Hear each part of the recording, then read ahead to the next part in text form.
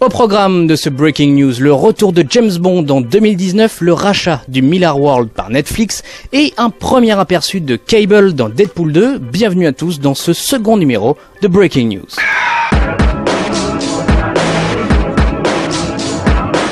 Salut à tous, bienvenue dans ce tout nouveau numéro de Breaking News, votre nouvelle émission sur script.fr dans laquelle nous revenons sur l'actualité du ciné, des séries télé, des jeux vidéo, de la culture pop, autant blockbuster que cinéma intimiste. Voilà, soyons aussi un peu 7e art et surtout émission dans laquelle vous allez pouvoir participer. Alors si vous souhaitez donner votre avis, votre point de vue, vos arguments, n'hésitez pas, envoyez-nous un petit message privé sur YouTube, sur Twitter, sur Facebook, 3615 script.fr, faites ce que vous voulez, en tout cas, vous êtes les bienvenus, vos arguments sont tout aussi intéressants que les nôtres. Alors aujourd'hui, émission assez chargée, 3 univers très différents, mais avant de revenir sur ces 3 points, mon coup de cœur de la semaine, il faut l'avouer, c'est le clip Inferno des Gardiens de la Galaxie. Vous savez, c'est ce générique de fin avec, entre autres, David Hasselhoff. Et à l'occasion de ce second numéro de Breaking News, une petite danse s'imposait.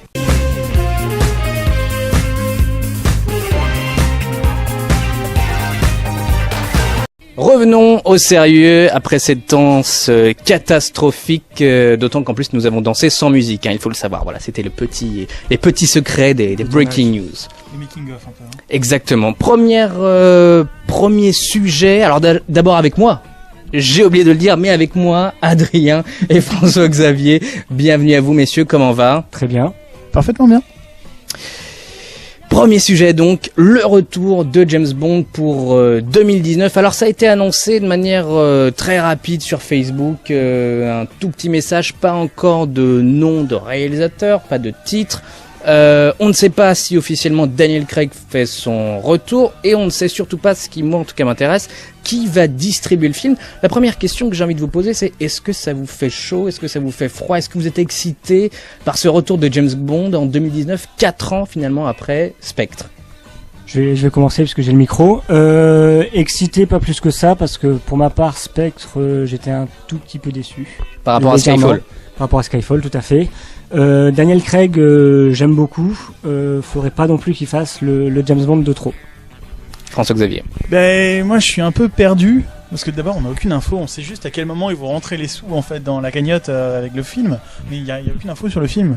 Et surtout la grande question centrale, c'est Daniel Craig qui a un peu dit tout et son contraire ces derniers temps quand son rôle de James Bond. À un moment il dit que ça allait le saigner, qu'il n'en pouvait plus. Juste après c'est le rôle de sa vie, sans doute au moment de payer les impôts on se rappelle que c'est le rôle de sa vie. Non mais là je suis un peu méchant, mais du coup Daniel Craig on sait pas trop ce qu'il veut, et finalement c'est peut-être ça le plus important dans un James Bond, c'est un acteur vraiment au sommet, et pour le coup on sait pas quoi, donc c'est un peu déroutant. Adrien. C'est surtout à savoir qui va réaliser ce prochain James Bond. C'est la grande question. Alors, de qui aimerais-tu plusieurs noms font l'objet de rumeurs. 3, il y a Monsieur Denis Villeneuve, mais c'est assez très peu probable. Villeneuve là est sur la fin de la post-prod du nouveau Blade Runner. Il sera probablement sur le remake de Dune. Le nom qui ressort le plus, c'est un Français, c'est Yann Demange, qui a notamment réalisé un film qui s'appelle 71, qui est un réalisateur français mais aussi britannique, qui serait apparemment dans le viseur de Barbara Broccoli et de la Metro-Goldwyn-Mayer pour réaliser le James Bond. C'est pas un nom connu, ça a été le cas de beaucoup de réalisateurs des précédents James Bond. Moi, d'abord, il y a 2 choses. J'en ai vraiment marre de savoir si Daniel Craig ou pas sera dans le prochain James Bond. J'ai l'impression que les Broccoli et Metro-Goldwyn-Mayer sont en train de lui lécher le cul pour qu'il revienne. Je trouve ça franchement ridicule. La franchise James Bond, ça a toujours été une franchise qui a assumé changer d'acteur. On n'est pas chez Marvel Studios ou chez DC où là il y aura à un moment donné ce problème qui se posera, par exemple avec Robert Downey Jr. sur Iron Man.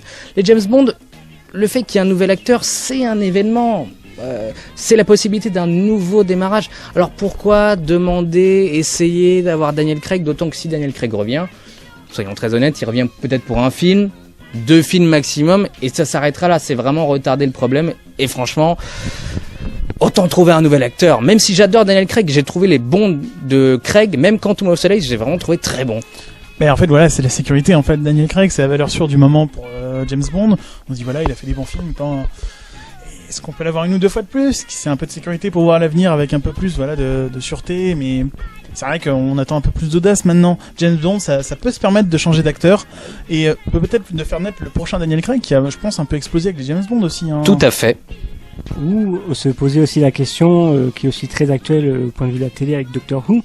Ça aurait pu être l'occasion de faire une Jane Bond girl. Ouais, je suis pas. Alors, je sais que pas mal de personnes auraient aimé, par exemple, voir Idris Elba en James Bond. Je ne sais plus c'est quel acteur. Je crois que c'est Chris Hemsworth. Je sais quel acteur a dit qu'il aimerait bien voir Charlize Theron en James Bond.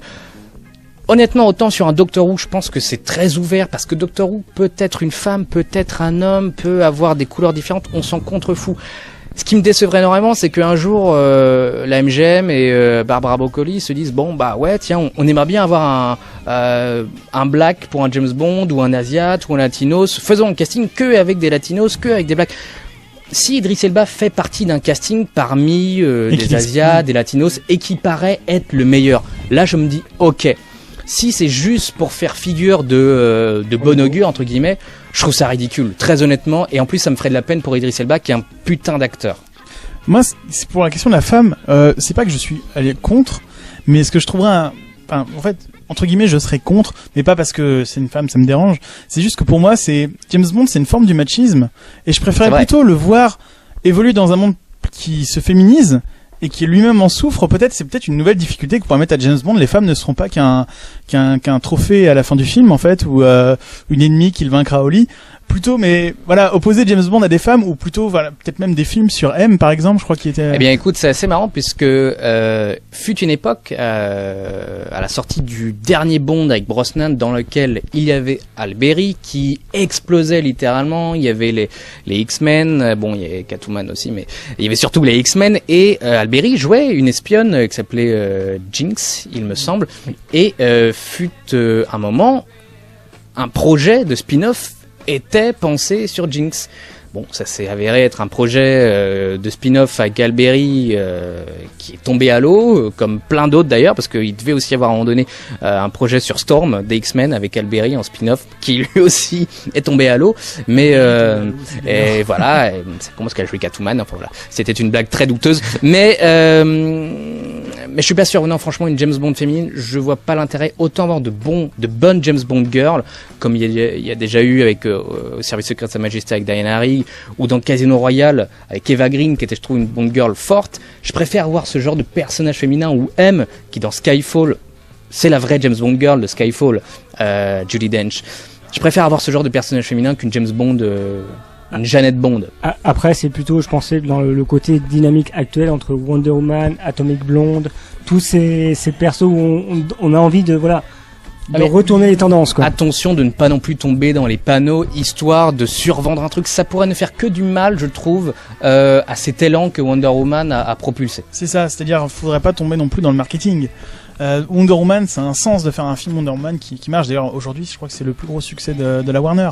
C'est le plus gros succès de l'été, c'est le 3e plus gros succès de la Warner, effectivement. Voilà. Historique. Voilà, et Doctor Who, ça s'y prête, c'est aussi un bon moyen de faire avancer les choses, mais une femme pour une femme, en fait, je sais pas si ça c'est intéressant. Mieux vaut peut-être créer des rôles pour les femmes iconiques, et peut-être aussi que les femmes n'ont pas besoin des prénoms d'hommes, en fait. C'est-à-dire, James Bond en faire un personnage féminin, juste histoire de dire, regardez, il y a plus de femmes au cinéma, je sais pas si c'est une bonne chose. Wonder Woman, c'était bien parce que justement, Wonder Woman, c'est le prénom de personne. C'est Wonder Woman. Du coup, James Bond, j'avoue que si c'est juste histoire d'en faire une James Bond girl qui a le rôle principal, déjà, je pense que les caractéristiques du personnage, l'ADN du personnage ne colle pas forcément à ce type de pratique.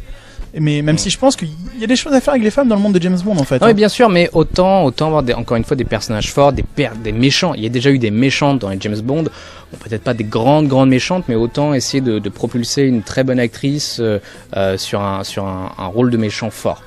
Et pour revenir au côté, on va dire, du film en lui-même et réalisation, parce qu'on a parlé des acteurs, tu as proposé quelques noms. Qui aimerais-tu voir? Parce que récemment, avec la sortie de Dunkerque, on a eu des dires de Nolan. Alors justement, c'est très très bien que tu évoques Nolan, puisque je vais évoquer ce qui n'a pas été annoncé, ce qui moi me semble en fait vraiment le plus intéressant pour les prochains James Bond, c'est qui va distribuer les prochains James Bond, puisque les films de Daniel Craig ont été distribués par Sony Pictures.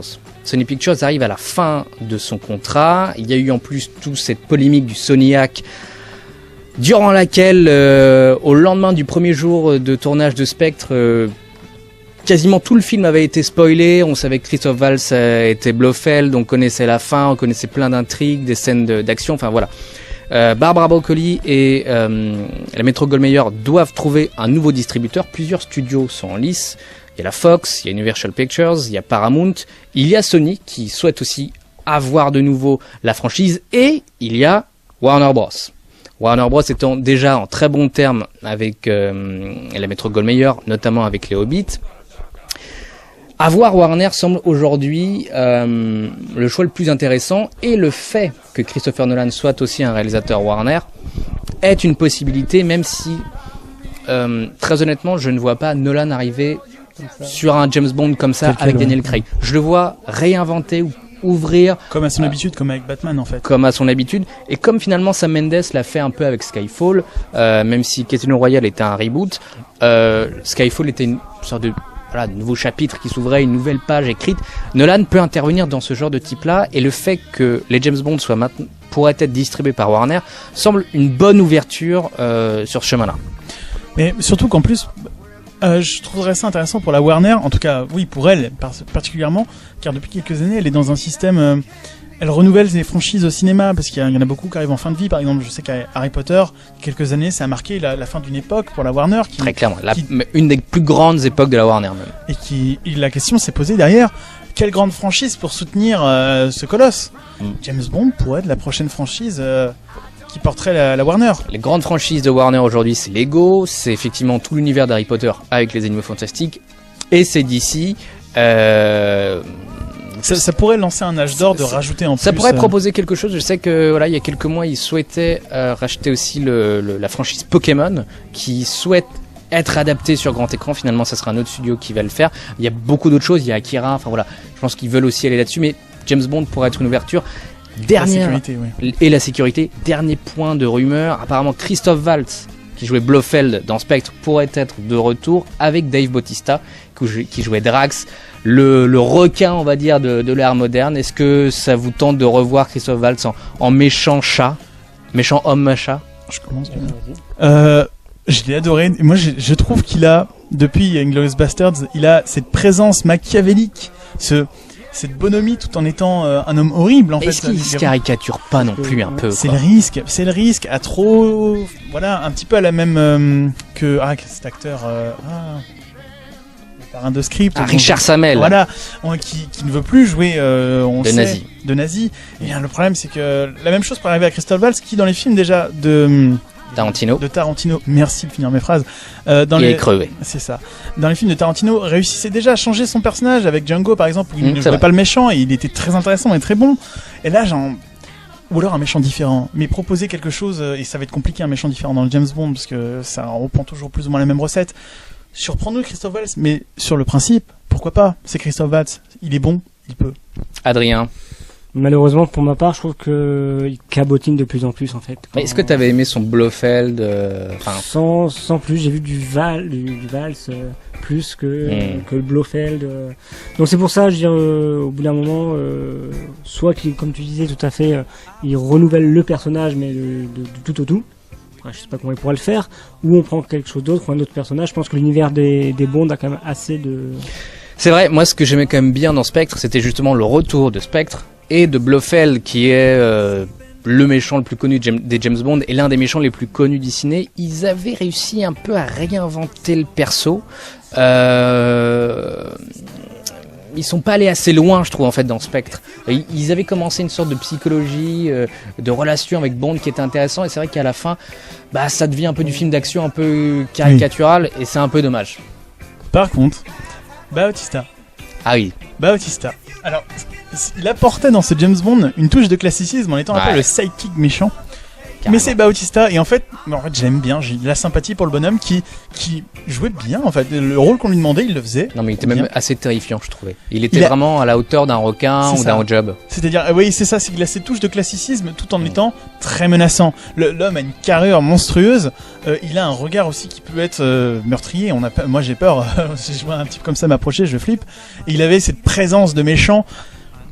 J'espère encore une fois peut-être réinventer un peu ce qu'il peut faire, aller plus loin dans le méchant, mais par contre c'est clair qu'il a une présence et c'était un des bons points du film pour moi, de Spectre, pourquoi pas. Passons à la seconde news intéressante qui est arrivée hier. Alors franchement, on n'a pas vu arriver. Là c'est le cas de le dire, c'était vraiment, je sais pas si on peut dire la cerise sur le gâteau, mais c'était voilà, le rachat du Miller World par Netflix. Alors c'est la troisième fois que une grande major hollywoodienne, parce que maintenant on peut dire que Netflix est une grande major hollywoodienne, c'est la troisième fois qu'une major rachète un univers de comic book après DC Warner, enfin DC Time Warner et Marvel Disney.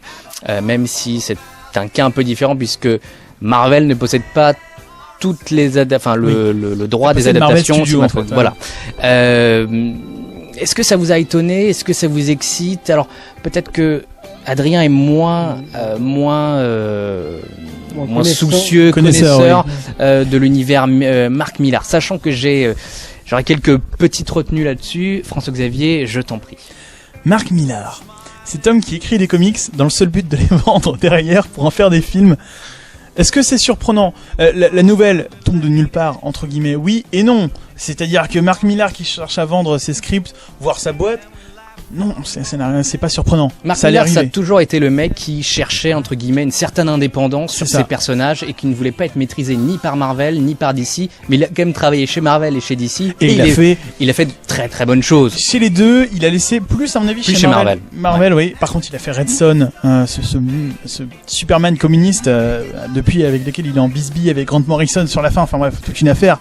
Mais, pour moi, il a fait les grandes heures de l'univers Ultimate chez Marvel avec The Ultimates, qui est un comics qu'on peut mettre dans toutes les mains, qui ont quand même passé 18 ans, parce que parfois c'est un peu hardcore. Mais dans l'idée, c'est un excellent comics qui a même des sujets de géopolitique. Pour moi, c'est un homme qui est capable de faire de grandes choses. C'est quelqu'un d'intelligent qui arrive en fait toujours, je trouve, à prendre les forces du comics, les bases, mais à les renouveler à l'heure actuelle. Ce qu'il a fait avec Kick-Ass, c'est ce que finalement faisaient Stan Lee et Steve Ditko dans les années 60 avec le public modernisation. Alors, la seule petite chose qui me dérange, c'est que le catalogue du Miller World est très intéressant. Superior, Kick-Ass, Kingsman, etc. La chose qui me fait un peu tilter, c'est que beaucoup des titres en fait de Mark Millar, des titres célèbres, ont déjà été achetés.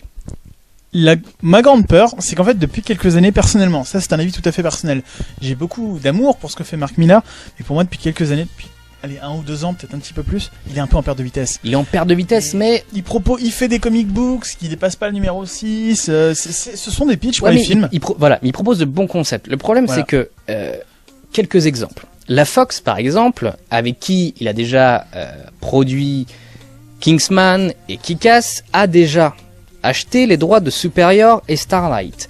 Warner a déjà les droits de Nemesis. Sony a déjà les droits de Huck. Universal a déjà les droits de Chrononauts. Même Huck. Et Lorenzo Di Bonaventura, le grand producteur des Transformers, des G.I. Joe, voilà, des grandes franchises, a Jupiter Legacy.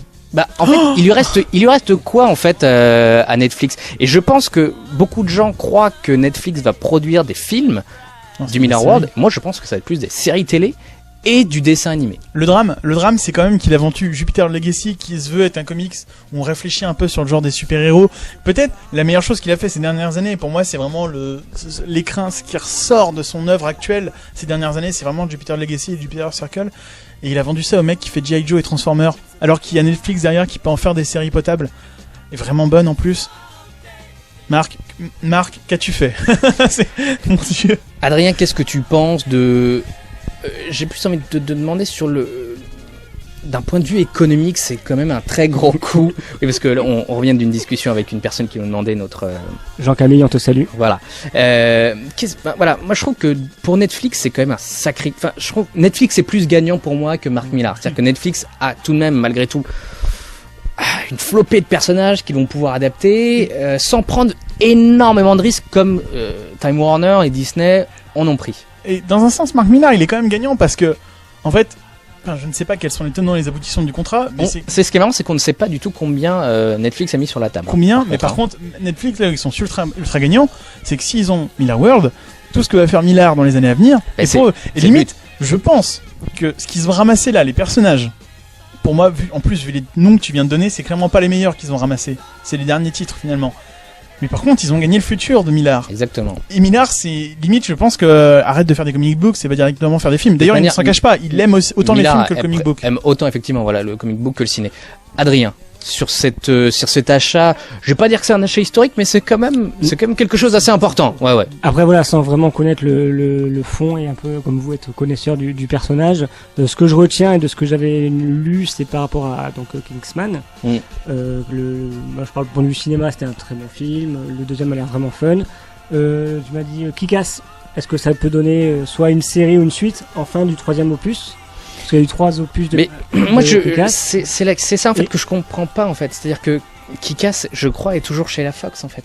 D'accord. Donc, est-ce que du coup, ils vont proposer, enfin, je sais pas. Le problème, c'est que il y a beaucoup de zones de flou en fait dans cet achat. On ne sait pas en fait les tenants et les aboutissants. Donc là, on parle un peu sans savoir malheureusement. Mais je pense que, en tout cas, sur l'annonce. Bon, je pense que Netflix, c'est un investissement plus qu'un achat, je pense. Parce que comme moi, mais de la même manière que Disney a investi chez Marvel, c'est-à-dire qu'aujourd'hui, si Marvel Comics n'existe plus, mais ils s'en foutent complètement. Je veux dire, en papier, c'est les films qui font du blé aujourd'hui. Mais mais voilà, mais sauf que la matière existe déjà en fait. Et mais pas, à mon avis, beaucoup moins dans le Millar World. Voilà, on a à la rigueur sur excuse-moi, je me dépêche, sur un modèle économique à la Marvel. Si on compare vraiment, ils ont quoi, 3-4 ans de films avec Millar en ce moment, de bons films. Et encore, ce sera pas un univers partagé, parce que même lui n'est pas capable d'expliquer en quoi c'est un univers partagé. Enfin bref, machin. Mais c'est sur le futur, c'est sur ce qu'il va écrire prochainement, ses prochains écrits qui seront peut-être plus adaptés pour le cinéma. Parce que par exemple, Chrononauts. Certes, ça a l'air d'être une excellente histoire. J'ai lu, c'était beau. Maintenant, si on s'est rué dessus aussi, c'est un peu pour le nom de Mark Millar, mais c'est surtout parce qu'il y avait Sean Murphy au dessin. Surtout, ouais. Et en fait, on se dit Chrononauts sans Sean Murphy, c'est Back to the Future un peu plus olé olé quoi. Et est-ce que vraiment un film Back to the Future qui reprend un peu le concept mais qui joue juste avec et tout, est-ce que ça aurait été un tel succès? Bah non, je pense pas. Là déjà on touche un peu aux limites du monsieur, c'est-à-dire que certes il fait des bons comic books, presque des bons one shot au final. Il a des très bons concepts. Il me rappelle beaucoup Stan Lee en fait dans certains points. Il a des bons concepts. C'est vrai qu'après les concepts ont du mal à se développer aussi, faut le dire très honnêtement, parce que le comic, oui, mais aussi parce que les comic books de Mark Millar sortent chez des indés. C'est beaucoup plus compliqué aujourd'hui de vendre du comic book chez des indés que chez les big two, tout simplement. Bah si, de manière générale, de toute manière, pour lancer une série, c'est quand même plus compliqué. Je pense que tu t'appelles Mark Millar, tu sors un comic book dans le monde du je pense qu'aujourd'hui sortir un comic book tout court, c'est pas simple. Non mais aujourd'hui Saga par exemple sort, ça reste une des meilleures ventes. Oui, mais Walking Dead, pareil. Oui, et mon avis, Walking Dead, c'est Mark Millar. Oui, mais c'est des cas d'école, Mark Millar, en 10 ans, il a sorti je ne sais combien de séries. Mais il ne s'est investi dans aucune. Ça faut le savoir. En tout cas, pour moi, il a plus raison d'aller dans le ciné, où il sera d'une plus de blé et où probablement il aura plus les moyens de développer ses histoires que dans le comic book, où de toute manière il y a une économie qui est très compliquée. Enfin, je veux dire, par an, le comic book, ça revient à $1 milliard à peu près. Pas de retour, hein, au total, hein, ce que ça fait. Donc après, ça se trouve les éditeurs, les éditeurs, ça se trouve au final ils gagnent très peu. C'est $1 milliard. Les Gardiens de la Galaxie, c'est 850 millions de dollars. Non mais là je suis d'accord, purement financier, d'accord. Puis même le monsieur, de toute manière, on le voit bien qu'il veut faire du ciné. On le voit bien, lui-même le dit. Quand il vend ses scripts avant de les avoir écrits, avant même d'avoir vendu le numéro 1, quand on sait que Chrononauts s'était vendu avant même d'atteindre les étals des comic shops. Je suis pas sûr que ce soit Chrononauts. Enfin bon, dans l'idée, c'est exactement ce qu'il fait. Bien sûr qu'il veut faire du cinéma et personne lui en veut. Mais voilà, moi je pense même que ces dernières années, il a un peu gâché son talent sur les comics en sortant des choses dont il en avait un peu rien à battre quoi. Pour moi c'était un peu genre sortir. En fait, c'est un script de luxe en fait, presque en disant, en allant voir les producteurs et en disant, vous voyez, j'ai des idées de films, achetez mon comic book, vous le saurez. Il a peut-être aussi une vision plus actuelle de l'industrie, tout simplement. Bah voilà, c'est qu'en fait, ses travaux préparatoires lui rapportent du fric directement en fait, limite. Mais il est très bon, hein. Y a pas de souci. Mais c'est clair qu'aujourd'hui, aujourd'hui, il est plus capable, par exemple, dans le monde du comics, hein, là je m'éloigne un peu du cinéma, dans le monde du comics, il est plus capable de produire une série comme Ultimates ou un équivalent mais même sans parler de Marvel, par exemple, il sera pas le prochain à sortir un saga parce que jamais il passera autant de temps par mois sur une série. Parce que maintenant, ce qu'il veut, c'est le cinéma. On le sait. Et franchement, Mark Millar, vas-y, fais-nous des bons films. Vas-y à fond. Parce que là, limite, il est dans un entre-deux. Là, je pense que là, il est en train de nous dire, les gars, je me lance dans autre chose. Peut-être qu'il fera encore un ou deux comic books par-ci par-là, mais c'est bon, on sait que son activité principale, ce sera la série ou le film, et on a presque envie de lui dire, ça sentait qu'il voulait y aller. Vas-y, fonce, fais des bonnes choses. Adrien, vas-y, parle mon petit. J'espère que tu vas dire quelque chose d'intéressant parce que sinon on n'est pas dans la merde. Je vais essayer. Non, là c'était plus dans le côté où on parlait de séries télé de Netflix. Quand j'entends un peu ces discussions autour de son travail de comics book, de super-héros, de choses comme cela, j'ai le sentiment que voilà, Netflix va devenir un peu la niche entre les Marvels, lui qui va arriver peut-être avec des personnages aussi de super-héros. Bon, je veux pas dire ils veulent faire concurrence à la CW, mais déjà CW est quand même un terrain, une niche à super-héros. Arrow, Supergirl, The Flash, Legend of Tomorrow.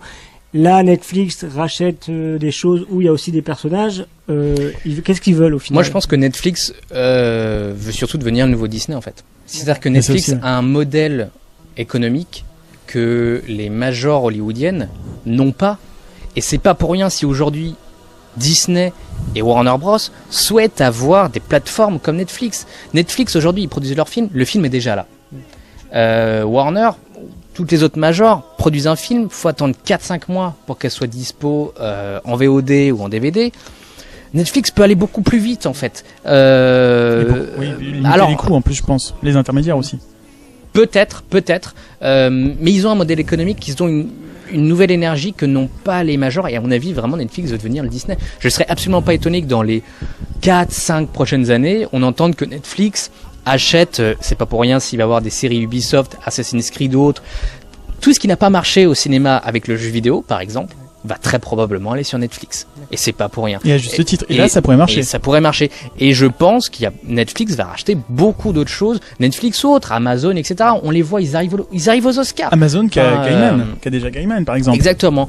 Moi, je pense que de toute manière, après, les deux peuvent fonctionner. Je sais que, par exemple, il y a eu tout un bordel parce que Nolan trouve que le système Netflix est pas forcément adapté, que celui d'Amazon fonctionne plus. C'est-à-dire que les gens ont quand même un peu caricaturé en disant, ouais, Nolan n'aime pas les systèmes, entre guillemets, de films directement dispo sur Internet. C'est pas tout à fait la même chose. Ce qu'il a dit, c'est que il était tout à fait ok pour des majors liés au web produisent de gros films, mais qui est un minimum de vie possible dans les salles de cinéma.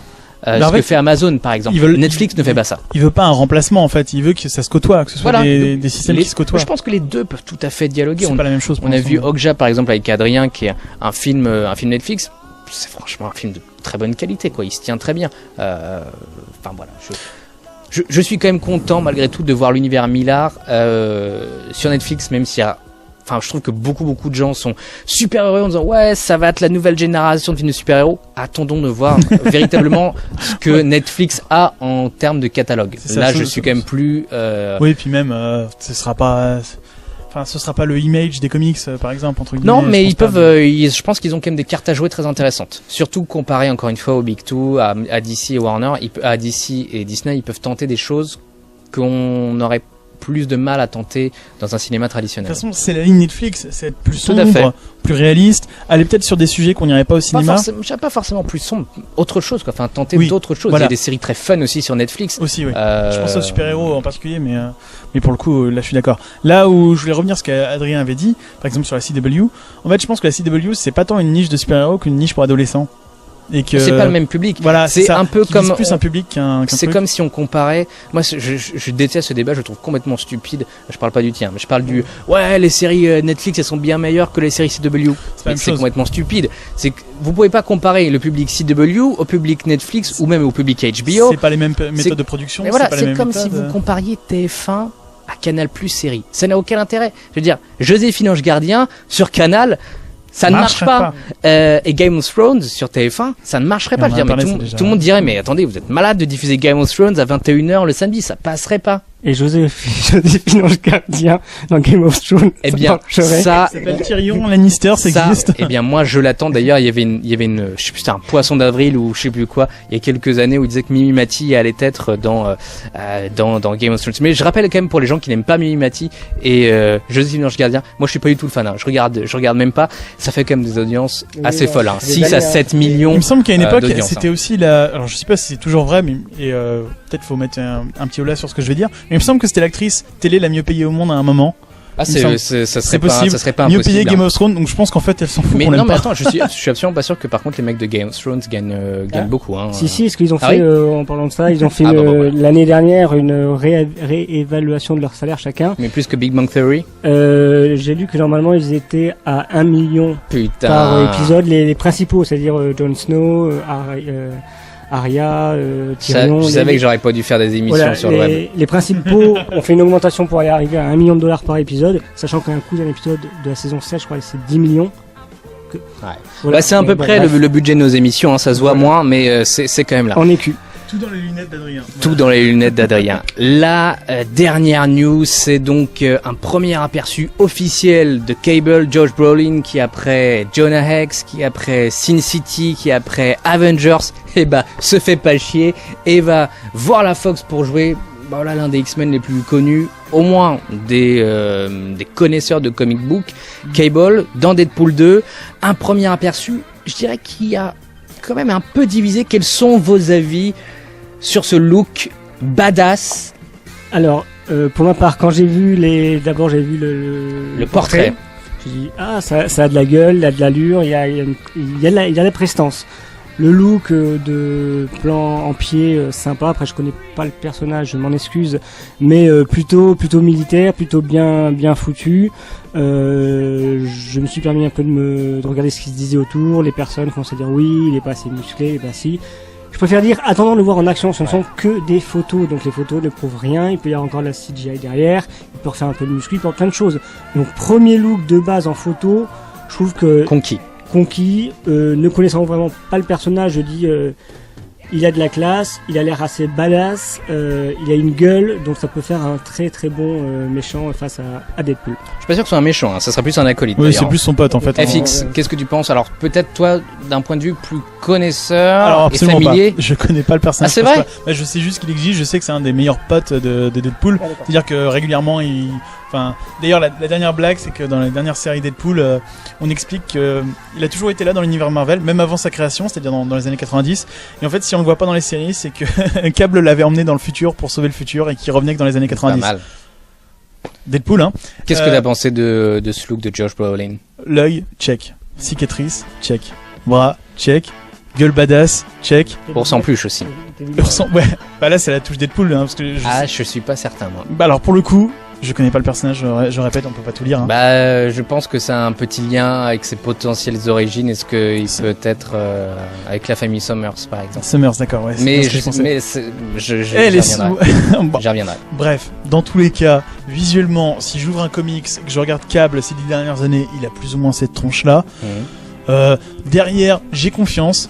Avec Deadpool, enfin, tu vois, tu regardes X-Men Wolverine Origin, tu regardes Deadpool à ce moment-là, tu regardes Deadpool dans son film, tu fais, il est vachement plus ressemblant, c'était bien dans le film, là c'est ressemblant, j'ai envie de dire, faisons confiance, attendons, il sera toujours temps de gueuler si c'est de la merde.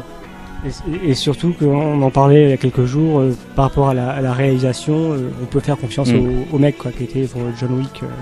Donc non, je pense qu'on peut faire confiance, ça va envoyer du pâté. Moi, je dois avouer quand même attendre assez au tournant de Deadpool 2. Hein. Je suis très très curieux. Il y a un véritable pari sur Deadpool 2. Le film a fonctionné. Je pense qu'il faut vraiment qu'ils essayent d'évoluer aux côtés de l'intrigue. Et justement, un personnage comme Cable peut être intéressant. Effectivement, comme vous, je trouve qu'il est assez badass. Alors, c'est vrai que je sais plus qui disait ça sur Facebook, sur notre Facebook. On voit, moi, je pense un peu comme lui. Je vois plus Josh Brolin que Cable. Il y a plus le côté badass de Josh Brolin. On n'a encore rien vu sur le personnage. Non mais voilà, non mais oui mais enfin, je veux dire, t'as des acteurs des fois qui sont derrière. Enfin, on les reconnaît moins. Oui, si mais tu veux. après Josh Brolin, il a déjà une carrière préexistante. Le nom est préexistant. Non mais bien sûr, mais mais après ça c'est une question de choix. Ouais. Le choix aussi peut être à revoir. Hein. Personne ne pensait que Josh Brolin allait être Cable. Hein. Oui. surtout parce qu'il a un contrat avec Marvel Studios. C'est ça qui est assez quand même assez couillu. Mais bon, je trouve effectivement le look sympa. Alors, tu le disais, il y a des gens qui le trouvent pas assez musclé, etc. Je vous rappelle quand même une toute petite chose. Le Wolverine à la sauce Hugh Jackman, il est à des, mais même là, enfin, il a des années-lumière de ce qu'est à la base Wolverine. C'est-à-dire que de base, on a quand même un personnage très trapu, pas forcément beau. Là, on avait dans X-Men 2, X-Men United, un mec plutôt beau gosse qui plaisait, quoi. C'est bon, même si après, effectivement, dans Logan, on est sur un Wolverine qui est peut-être un peu plus similaire à ce qui s'est déjà fait. C'était déjà une vision d'auteur à ce voilà, moment-là. mais autre chose, presque. Enfin, on s'en fout. On est dans un film. Avoir un mec hyper bodybuildé, parce qu'en plus Cable c'est quand même les années 90, c'est Robert Liefeld, c'est quand même des personnages hyper bodybuildés. Rob Liefeld, qui a dit qu'il était content de l'adaptation de Deadpool et des derniers trucs? Oui, mais enfin en même temps, Robert Liefeld, pour tout l'amour que j'ai, il va pas dire le contraire, hein, parce que Robert Liefeld aujourd'hui il a une seconde carrière, heureusement grâce au film. Oui, puis je pense que Robert Liefeld, c'est le mec qui dessine Captain America en conduisant sa bagnole, donc je sais pas ce qu'on veut dire, on s'en fout de ce qu'il pense, Robert Liefeld. Allez voir le Captain America version Robert Liefeld, ça va vous faire mal aux yeux.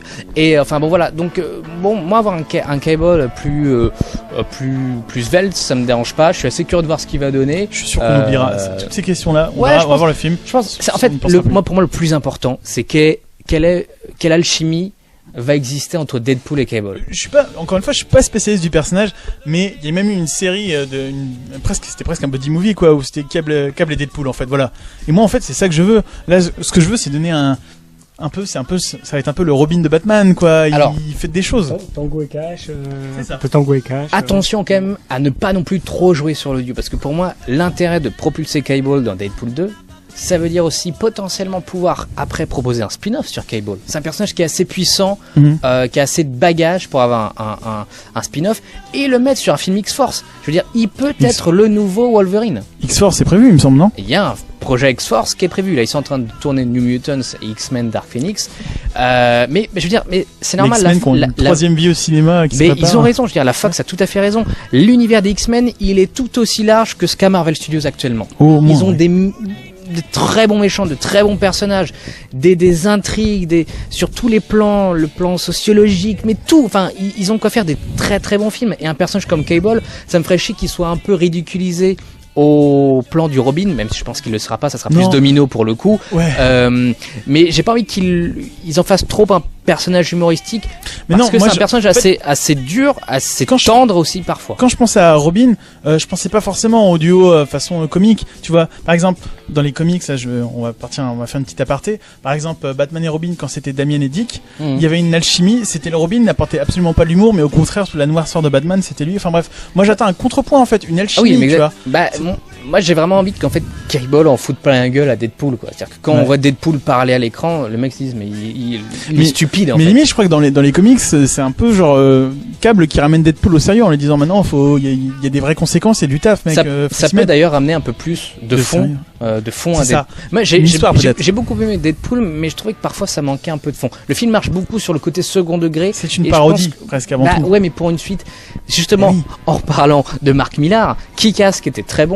Premier Kick-Ass que je trouvais très bon, même s'il était notamment sur la fin assez différent du comic book et ça m'a fait un peu de peine.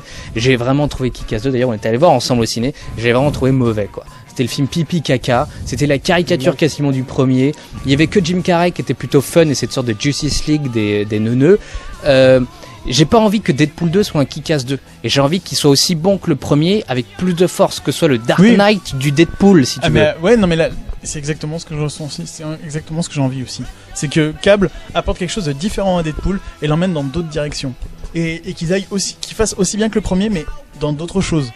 C'est-à-dire, voilà, c'est pas juste le ramener histoire de faire un Deadpool 2 où ce sera les mêmes vannes, mais il y aura Cable en plus. Ça, ce serait une vraie déception. Mais voilà, le piège du film, c'est ça, c'est de refaire une parodie en fait. Adrien, toi qui aimes tomber dans les pièges, quel est le mot de la fin de cette émission? Non, je n'en ai aucune idée, t'inquiète pas, j'ai juste crevé les pneus de ta bagnole. Alors.